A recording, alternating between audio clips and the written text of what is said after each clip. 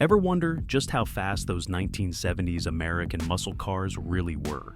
Back then, it wasn't just about chrome and attitude.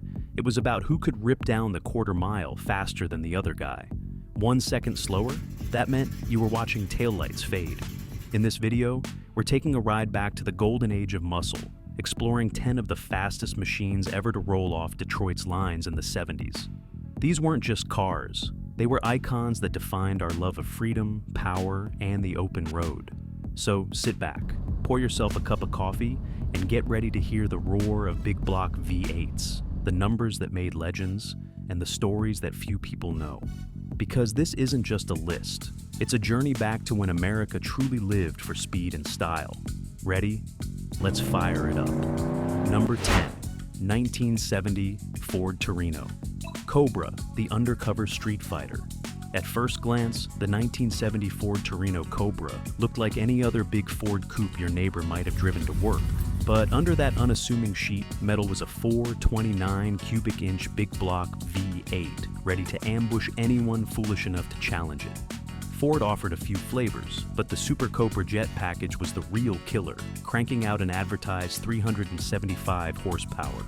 In reality, many believe it was even stronger. Motor Trend didn't mince words back then, calling it a supercar slayer in disguise. It could blast through the quarter mile in 13.99 seconds at over 100 miles per hour. Serious numbers for the day. And 0 to 60, about 5.8 seconds.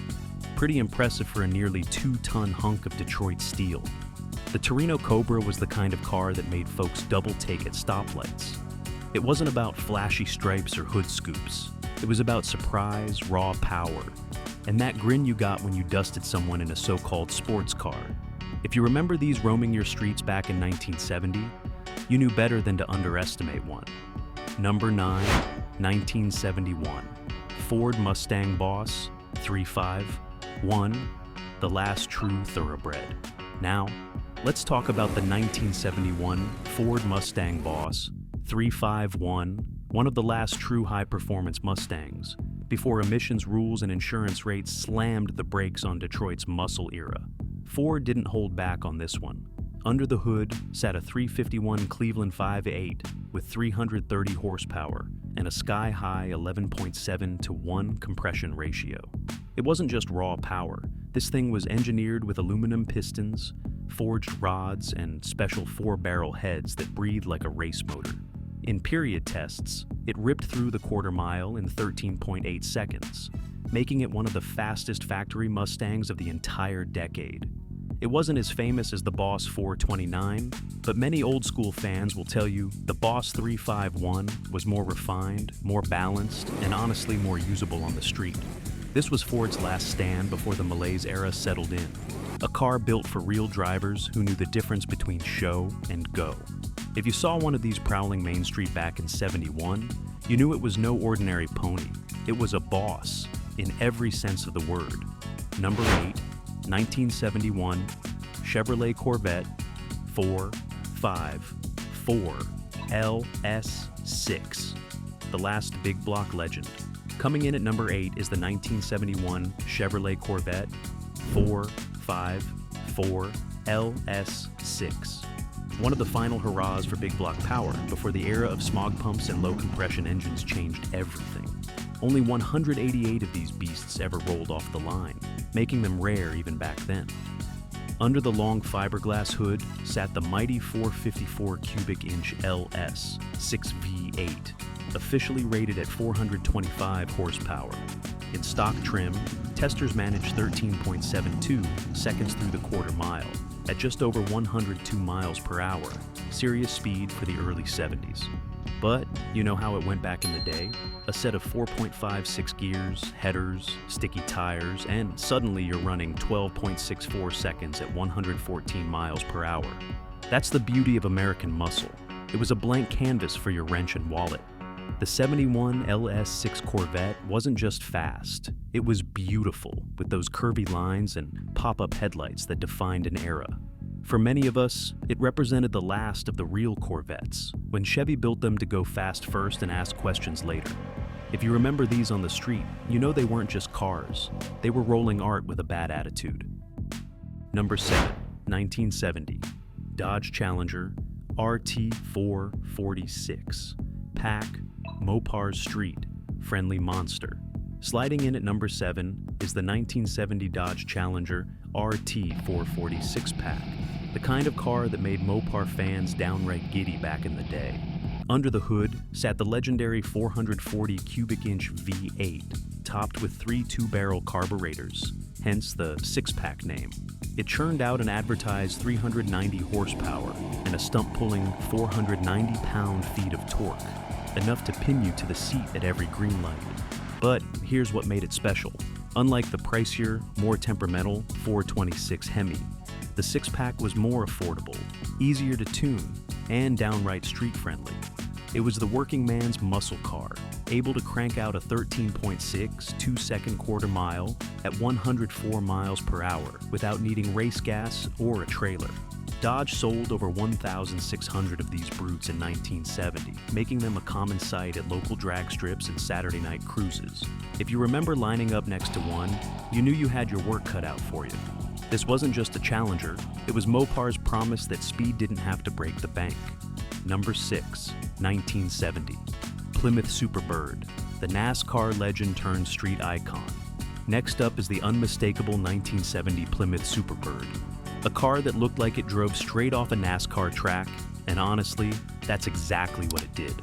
Plymouth built it for one reason, to lure Richard Petty back from Ford.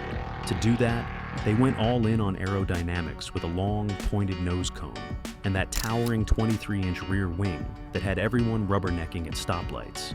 But it wasn't just about looks. Underneath, you could get a 446 pack or the mighty 426 Hemi, making it a serious threat at the drag strip.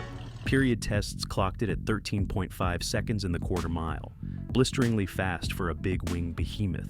Sure, it was designed to dominate high-speed ovals, but the Superbird made its mark on American roads as a rolling statement of power, speed, and pure audacity. If you ever saw one parked at the diner or cruising Main Street back in 1970, you didn't forget. Because, let's face it, nothing else looked like a Superbird, and nothing else ever will. Number 5, 1970 Buick GS 455. Stage 1, the Gentleman's Street Fighter. Coming in at number 5 is the 1970 Buick GS 455 Stage 1, the muscle car that proved you didn't have to shout to be dangerous. Buick had a reputation for building refined, upscale cars, something your dad might have driven to the country club. But the GS 455 Stage 1 flipped that script. Under the hood was a monster 455 cubic inch V8, officially rated at 360 horsepower. But real-world numbers were easily 400 plus horsepower with an eye-popping 510 pound-feet of torque. That torque meant neck-snapping launches off the line and a quarter-mile time of 13.38 seconds at around 105 miles per hour. 0 to 60, just about 6 seconds flat. Remarkable for a big plush cruiser. What made the GS 455 Stage 1 special was how civilized it looked while hiding that brutal power. No wild stripes or wings, just classic Buick styling, a comfortable interior, and the ability to embarrass many so-called performance cars at the drag strip. It was the muscle car for the man who wanted power in his right foot and class everywhere else. Number 4, 1970, Plymouth Road, Runner 426. Hemi, the cartoon with a real punch. Rolling in at number 4 is the 1970 Plymouth Roadrunner 426 Hemi, a car that looked like it was all fun and games but delivered serious muscle where it counted. Sure, it had that cheeky beep-beep horn straight out of a Saturday morning cartoon, but under the hood was no joke. A mighty 426 cubic inch Hemi 5.8, officially rated at 425 horsepower, and a jaw-dropping 490 pound-feet of torque. In period tests, this Mopar legend ran the quarter mile in 13.34 seconds at over 107 miles per hour.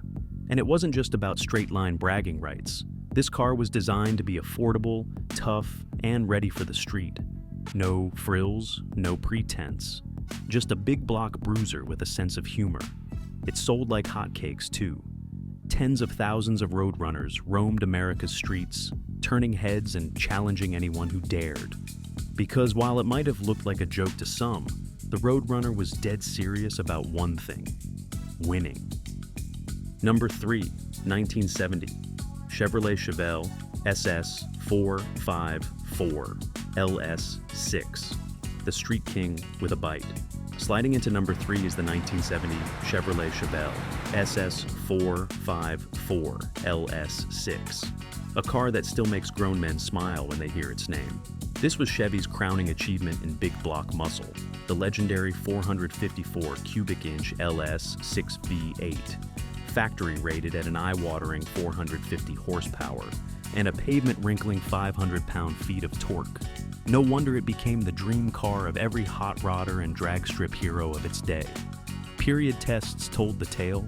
Carcraft managed a blistering 13.12-second quarter mile at over 107 miles per hour, proving this Chevel wasn't just for show, it could go.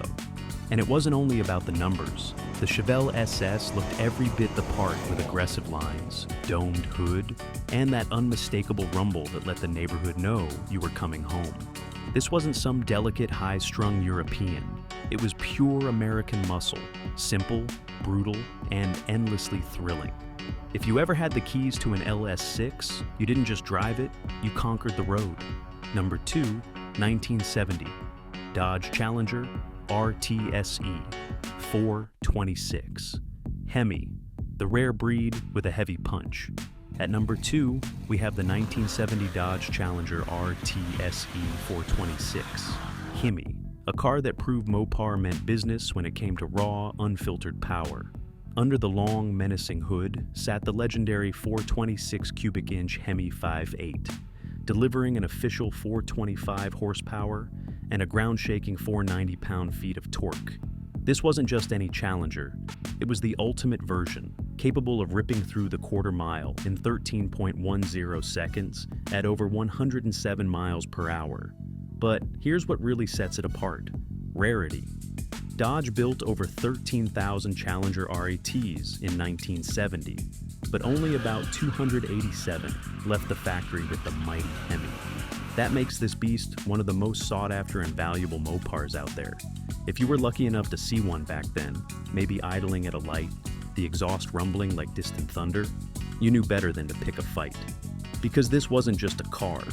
It was Dodge flexing its muscles for the world to see, and daring anyone to keep up. Number 1, 1970, Plymouth Hemi Cuda, the crown jewel of muscle. Taking the top spot on our list is the legendary 1970 Plymouth Hemi Cuda, a car that didn't just look mean, it was mean. Beneath its aggressive shaker hood scooped exterior lay the fearsome 426 cubic inch Hemi 5.8, pumping out an official 425 horsepower and a thunderous 490 pound-feet of torque. On the strip, that translated to a stunning 13.1 second quarter mile and 0 to 60 times under 6 seconds. Numbers that turned heads and raised eyebrows even among hardened gearheads. But it wasn't just the speed that made the Hemi Cuda special. It was the attitude.